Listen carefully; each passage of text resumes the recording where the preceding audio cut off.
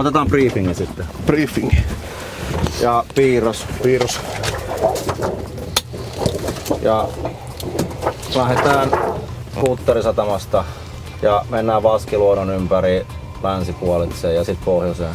Länsipuolitse pohjoiseen. Okei, ja sitten me päädytään tuon Fjällsärin väylän alkuun. Ja ajomenetelmä on reittiajo. Reittiajo. Navigaattorilla on navigaatiovastuu. Ja aina olosuhteet.